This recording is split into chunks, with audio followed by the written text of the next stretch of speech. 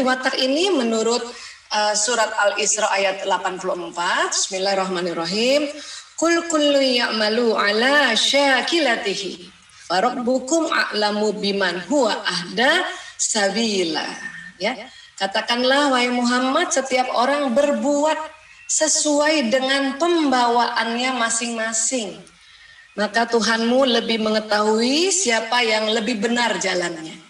Ya, jadi Allah sudah berfirman pada kita semua ini bahwa setiap orang itu ya sesuai pembawaannya masing-masing. Nah, pembawaan itulah salah satunya adalah watak.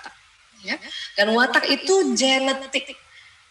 Setiap anak itu ada wataknya dan dia genetik. Ya, bisa ada turunan dari ayahnya dan turunan dari ibunya. Ya. Jadi kurang lebih watak itu di mana Bu Aisyah? Watak itu kurang lebih ada di sini, di lobus parietalis, di tengah-tengah ini, kanan kiri. Ya. Watak bisa dihilangkan? Nggak bisa, dia tetap ada. Tapi yang bisa adalah dia dibentuk watak ini.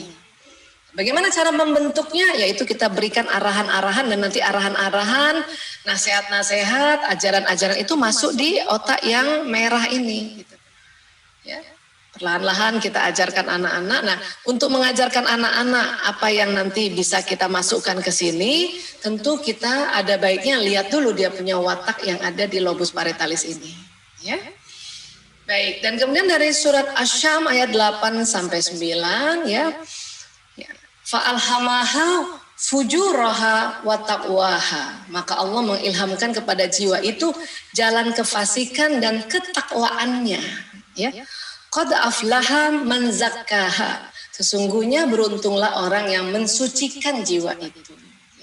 Jadi kata para ahli setelah diteliti tentang otak manusia, kok Tuhan membuat satu jenis watak di dalam otak setiap manusia, tapi kok ada kekuatan dan kelemahannya ya gitu. Kata para ilmuwan ini karena mereka kan belum pernah lihat Asy-Syam ayat 8-9. Dan ternyata betul apa yang Allah firmankan di ayat 8 dan 9, Allah mengilhamkan kepada jiwa itu kefasikan dan ketakwaan. Ya, jadi kelemahan dan kekuatannya. Kemudian diingatkan lagi, sesungguhnya beruntunglah orang-orang yang mensucikan jiwa itu. Jadi beruntunglah orang-orang yang mengangkat kekuatannya, ya, mengurangi kelemahannya. Ya. Baik, Bu Aisyah, watak itu bisa tahu nggak? Apa bisa kita kenali? Bisa. Kenapa? Karena program watak yang di otak dia akan jalan di sistem saraf, nanti bisa ya. Membentuk ciri di wajah, gestur tubuh, perilaku dan cara berpikir, ya, karena dia ada di otak. Jadi pas nanti membawa pesan ini, nah makanya muka, sudut mata, sudut bibir, cara dia berdiri, cara dia bergerak itu ya terwarnai oleh watak yang ada di otak masing-masing. Jadi ananda kita bisa deteksi ananda kita nih wataknya apa ya. Ya. Baik, nah, watak terbagi 3 besar. Jadi kita belajar saja dulu yang 3 besarnya ini ya. Ya. Ada watak introvert, ekstrovert, dan ada yang separuh-separuh. Namanya ambivert. Nah ini sekarang kita cek dulu wataknya para bunda ya, para ayah dan bunda ya. Yang mana? Ya. Gimana caranya Bu Aisyah? Nah, kita lihat aja ciri-cirinya ini ya. Introvert, ya, orang introvert itu dia punya ciri lebih memilih ada di tempat sepi, ya, lebih memilih ada di rumah, lebih memilih ada di kamarnya. Ya. Kalau ayah bunda ada yang memang wataknya introvert, ya, ini berarti senang di tempat yang sepi. Ya. Kalau ekstrovert ini lebih semangat ketemu orang baru. Ya. Siapa ayah bunda atau ibu guru yang kalau ketemu orang baru tuh lebih semangat ya, dan kepengennya sih ketemu setiap hari. Ya, nah itu bisa jadi kita ini yang ekstrovert. Ya. Tentu lagi kondisi pandemi seperti inilah orang-orang yang ekstrovert yang mudah gelisah nih, kelamaan di rumah dia udah mulai nggak enak ini perasaannya, ini udah mulai aduh kok di rumah terus ya, sudah mulai bosan ini. Begitu juga anak-anak ya, ada anak yang introvert, ada anak yang ekstrovert. Yang introvert tentu lebih senang pembelajaran jarak jauh di rumah kayak gini. Yang ekstrovert yang sudah mulai ya aduh nggak ketemu temen nggak enak ini walaupun dia masih kecil-kecil ya. Ada lagi ambivert tuh gimana? Ambivert tergantung sikon. Kadang senang di tempat sepi, kadang senang ketemu orang baru gitu. Ya, barangkali ayah bunda ada juga yang ambivert, separuh introvert dan separuh ekstrovert. Ya. Kemudian apa lagi? Introvert. Introvert ini lebih produktif di tempat tertutup. Ya. Kalau ekstrovert lebih produktif di tempat terbuka. Ya. Kalau ambivert bisa keduanya. Di tempat tertutup produktif, di tempat terbuka produktif juga. Anak-anak kita juga mulai dari kecil itu kita bisa lihat dia introvert atau ekstrovert atau ambivert. Ada anak yang sedikit-sedikit maunya di rumah aja dan dia rupanya kalau di rumah aja malah dia lebih produktif. Oh berarti itu introvert. Ya. Ada anak harus memang keluar, dia kalau di luar dia produktif. Ah, itulah ekstrovert. Inilah anak-anak ekstrovert yang kalau di rumah terus nggak sempat keluar atau belajarnya di rumah terus, nah itu dia kurang produktif itu. Makanya dia udah gelisah, udah kepengen cepet-cepet masuk sekolah gitu ya, walaupun masih TK ya.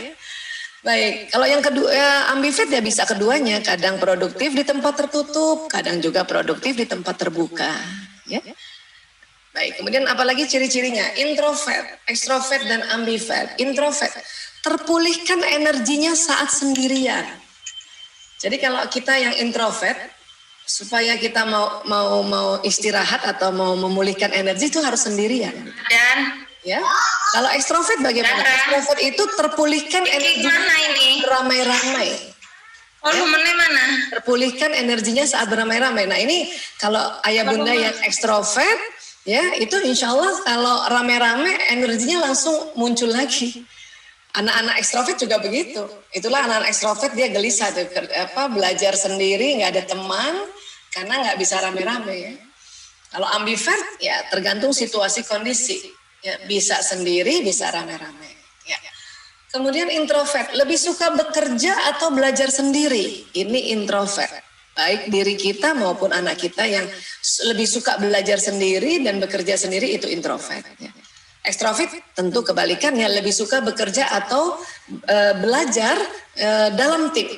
Ya, ini orang ekstrovert itu. Ya. Kalau ambivert ya bisa sendiri, bisa juga beramai-ramai. Ya. Kemudian introvert biasanya akan banyak berpikir sebelum mulai bicara, itu introvert. Ya, anak-anak kalau ada anak yang banyak diemnya, ya itu berarti mungkin introvert ya, karena dia sebenarnya bukan diam saja, itu otaknya lagi bicara itu, dia lagi berpikir. Ya. Kalau ekstrovert biasanya akan mengatakan apapun yang dipikirkan, ya apa yang baru dipikirkan langsung diomongkan, apa pikirkan langsung diomongkan. Nah itu ekstrovert itu, ya dia ceplos-ceplos istilahnya ya, outspoken ya. Kalau ambivert bisa lebih banyak berpikir, bisa juga lebih banyak bicara. Ya, ini sekali lagi tergantung situasi kondisi nih ambivert ini. Ya. Introvert apa? Cenderung lebih pendiam, itu introvert. Ekstrovert cenderung lebih ceplas-ceplos. Ambivert akan ceplas-ceplos pada situasi tertentu. Ya. Nah ini pembagian 3 besar watak. Ya, ayah bunda yang mana ini? Yang introvert kan? Ekstrovert atau ambivert? Ya, kalau kita sudah tahu diri kita yang mana jenisnya, nah kita juga harus tahu yang mana jenis wataknya anak-anak. Kalau punya anak lebih dari 1, itu anak pertama beda, anak kedua beda, anak ketiga beda. Ya, jadi kita harus lihat nih. Kalau anak ekstrovert, dikit-dikit dia bilang, bunda aku bosen, aku mau sekolah aja. Nah, itu anak ekstrovert itu. Kalau introvert malah seneng. Pas ada pengumuman Januari sudah masuk sekolah, oh anak introvert langsung panik. Aduh, kenapa sih sekolah di rumah aja kayak gini? Kenapa sih? Kan ini enak online kayak gini. Gitu kalau anak introvert. Kalau ambivert ya boleh, sekolah boleh, di rumah juga boleh. Itu ambivert.